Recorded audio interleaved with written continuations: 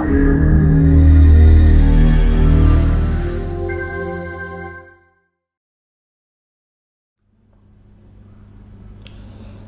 and welcome back to the Game Design and Implementation video series, the video series at QUT where we talk about topics regarding making games at, specifically, QUT. This week we have something a little bit different, and it really comes from a bit of an experiment that I undertook in terms of getting a base character inventory set up for RPG game purposes. And it's kind of a little bit of a project that I took and ran with just because it was quite interesting, and I wanted to see specifically how you could implement this setup using Unity and Unity's provided user interface.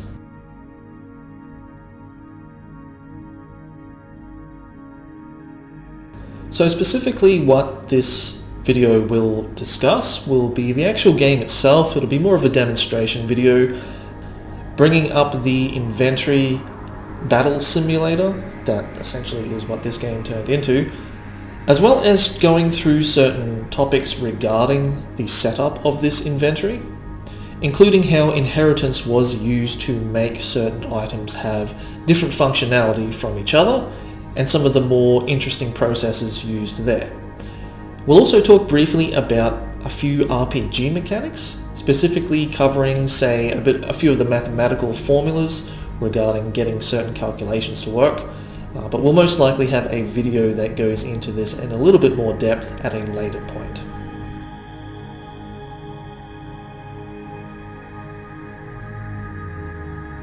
So this project is a pre-made project, one that you can download in the description link below. This isn't going to be a follow along and program video. It's just going to take way too long to get this to be made in any sensible time from scratch. However, this is a project that I did set up from scratch. It took me, I think, about a couple of hours to set up. And the best way to demonstrate that is literally just to show you how it works. So if you press play, you should be greeted with a screen somewhat similar to this. The idea being that you have a few items lying on the ground in a very similar fashion to, say, I guess a game like Skyrim, and those items can be placed into your inventory, like so. Now these items have various stats attributed to them. They're not actually being displayed here. That's just a little bit too much work to get going for this kind of a project. But what you'll notice is you can put them anywhere in your inventory. You can click on them to replace them if you have one selected already in a specific slot.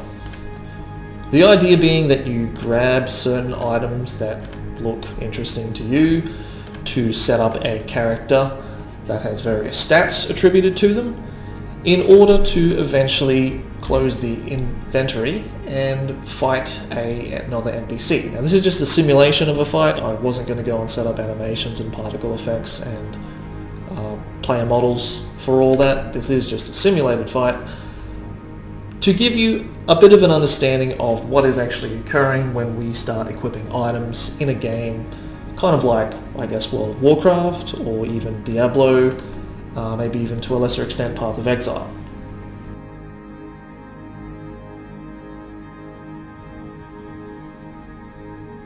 Now, what's interesting about those kind of games that I mentioned is that the actual items that you equip and put on yourself are sometimes not actually represented correctly in the game world, particularly when they're not equipped.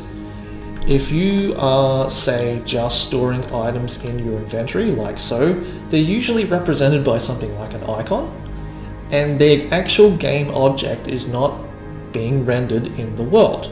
So how do you retain some of that information is an interesting question, and basically something that I asked myself and decided it'd be an interesting topic to explore to see how these objects exist in this kind of world with their stats, including the fact that they can also be brought out of the inventory and actually put back in to the game world as well. So basically my solution to this is to actually store the inventory system as a series of buttons. And all these buttons do is, first of all, retain a little bit of information about the graphic of the item in question, as well as have a script on them that simply stores the item that you're putting into it. It's actually very straightforward and kind of cheating a little bit. To articulate this, in the scene itself there are some actual items, and these items themselves have textures, sprites, a few stats, as well as obviously being connected to a literal game object, which is what you store into the buttons. So all the information is actually retained. We're still using game objects, it's just that those game objects aren't being rendered in the scene. They're being placed into a temporary memory register and simply being extracted from that to put back into the game world at your leisure. One thing that is different from this system, however, is that dragging and dropping certain items into your character slots will actually attribute your character stats. And that's because these three specific slots, which are your character slots, which could be actual places where you put gear into your character in your game, are slightly different. They're not the same as your inventory. But the only real difference here is that these character slots have a different tag associated with them. If I just go to one of them, they're tagged as a character slot.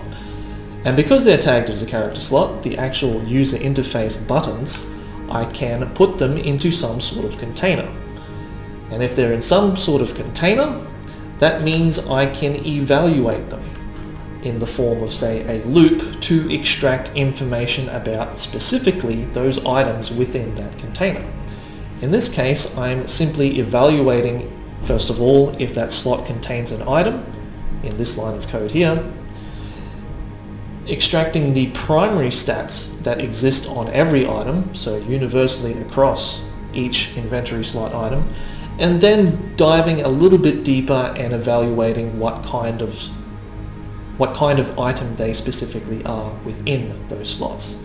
So in this case we have different items such as armor, weapons and consumables. Some of them are even more specific than that. And this process is done via the use of what we call inheritance. Each of these items, whether they be armor, weapons or consumables, are technically all items, but they are more specific items, inheriting from a base parent class. So the topic of inheritance is something that we will explore in just a little bit of time. But something I should mention before we jump to that is that this system could be a lot more complex. Often you do play RPG type games that have items that don't necessarily just fit into one inventory slot. For example, like so. Sometimes you play games, a good example would be Path of Exile, where instead of occupying just one slot, that item actually takes up multiple slots. And this is a little bit different because we actually need to account for these slots taking up physical room in an inventory. And the way you do that would be, in all honesty, to code it in a similar fashion to how you would program a game like Tetris, because you're now kind of literally sorting objects within an intangible space, that being an array. Our system, we don't necessarily need to use an array, so we can get away with this. In fact, this is almost a very World of Warcraft-like inventory that also has single slot item storage. But we might look into that kind of a system at a later time. A more complex inventory, so to speak.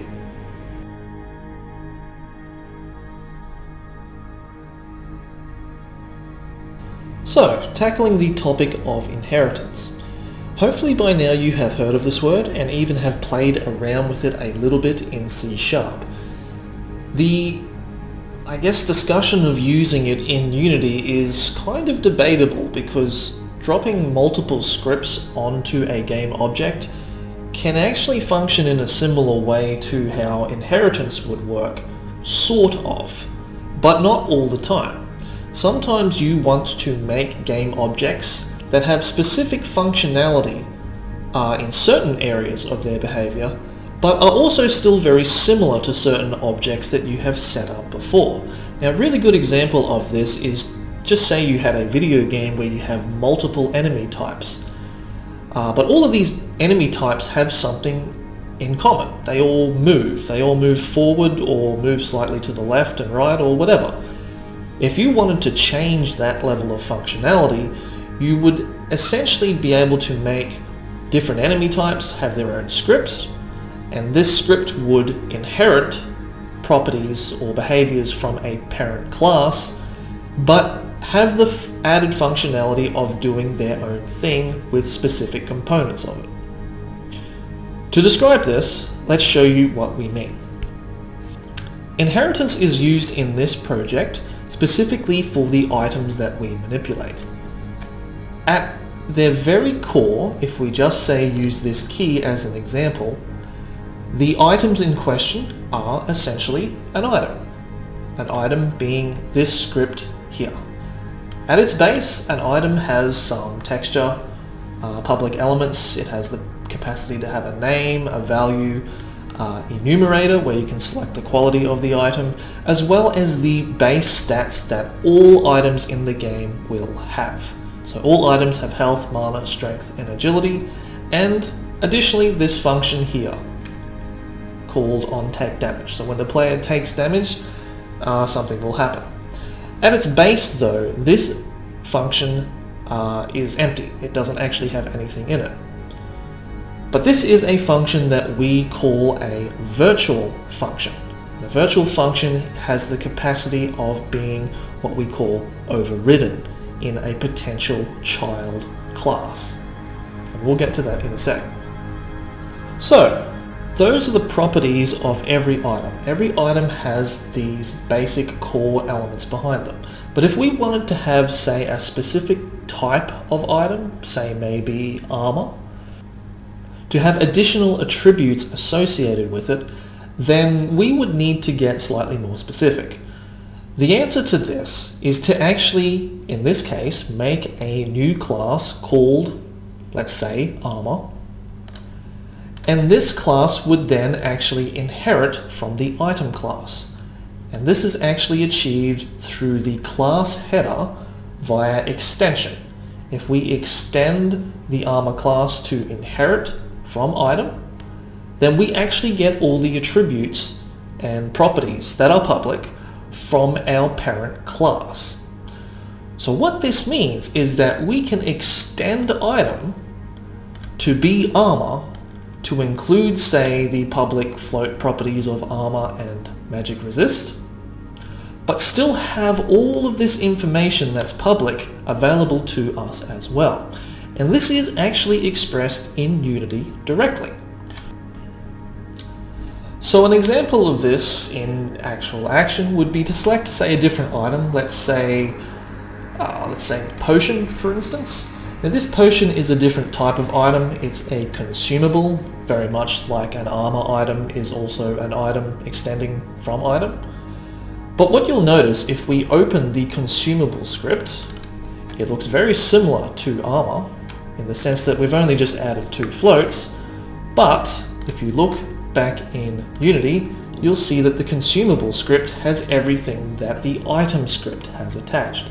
So you don't need to attach both of these scripts to the item itself, you just attach the lowest child class script, you could describe it as, and it will retain all the properties from these scripts that it inherits from. So previously we were describing some functionality via a method call within the base parent class, that being item, that can be overridden in child classes. Now, where you do this will be where this override code exists.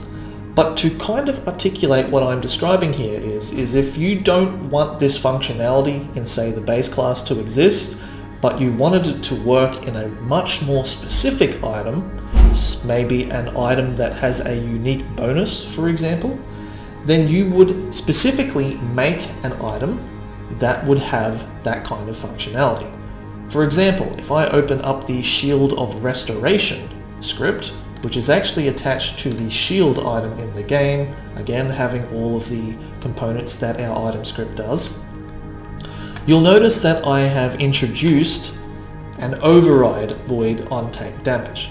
And all this is doing is specifically giving that function some functionality. We're doing something here. In this case, just to quickly describe what it does, if the player takes more than 20% of their maximum health within a hit, then the shield will restore 10% of the player's health. And there's a bit of a print statement there so that you know that's happening. So this shield is a unique kind of shield. When you take 20% of your health or more in damage, you'll get a little bit of health back. That sounds pretty good to me. You wouldn't be able to do this from a base item perspective, so you would need to extend, in this case, into another script or class, that being Shield of Restoration.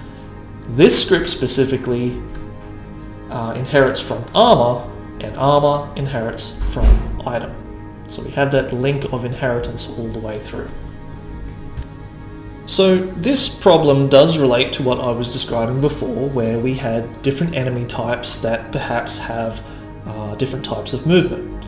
All of these enemy types, regardless of specifically what they are, would inherit from a base enemy class that, as an example, might have a function, that being movement, or in this case on take damage. As we get slightly more specific, when we get down to a specific enemy type, such as a scout, something that you might just want to have a very basic movement capacity, you would override the virtual function that exists in the base parent class and give it something slightly more specific. Let it do something a little bit different to everything else.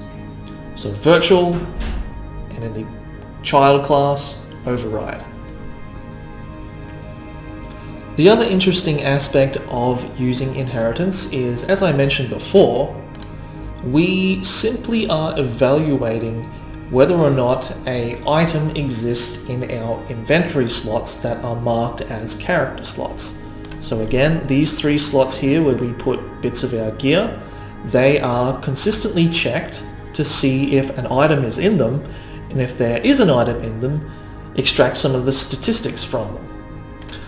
Unfortunately, we can't really get away with doing it in a more elegant manner than, say, using concatenated if statements, or in this case, just multiple if statements one after the other, to specifically check to see if we're using an armor, or if we've got a weapon equipped, or it's a consumable, or whatever. And within those statements themselves, you would extract the various components of those items in question.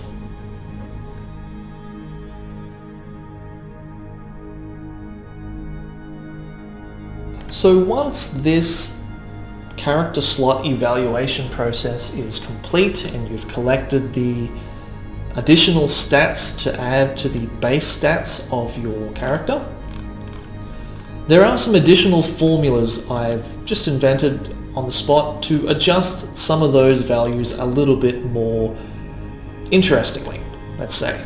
Because sometimes in the games that you play, you have various statistics that adjust the existing stats in a slightly different manner. So in this case, strength is also a component which has the capacity to adjust how much health you have. Your damage, for whatever weird reason, somehow is a factor of your crit chance. And in this case, armor actually scales a little bit of how much agility you've stacked. So you have some options here for developing both a defensive and offensive paradigm based on the kind of stats that you're interested in stacking. And you'll find that this is pretty common in the games that you play. A lot of the time, this conversion of these stats uses typically linear equations to scale some of the other stats in a slightly more different fashion. But sometimes they do use more interesting formulas, such as exponential or logarithmic formulas, for doing things like damage mitigation. And I actually have an interesting example for you here. The damage mitigation formula that I've used in this video actually consists of this line right here. And I will give you an example of what that actually looks like. But the idea here is that I want to introduce what's called an armor cap. So that at around a certain percent of armor, or sorry, a certain static value of armor, stacking more armor doesn't actually reduce the amount of damage mitigation that we have, or at least it does so in a very small fashion. So what this specific part of the formula looks like is something a little bit like this. That's what it actually turns into.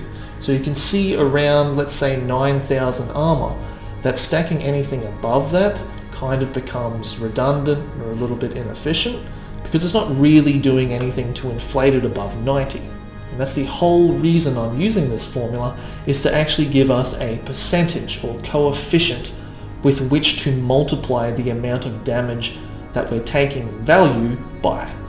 So if we were to say negate 90% of the damage, if we were say armor capped, then we'd only take 10% of that damage.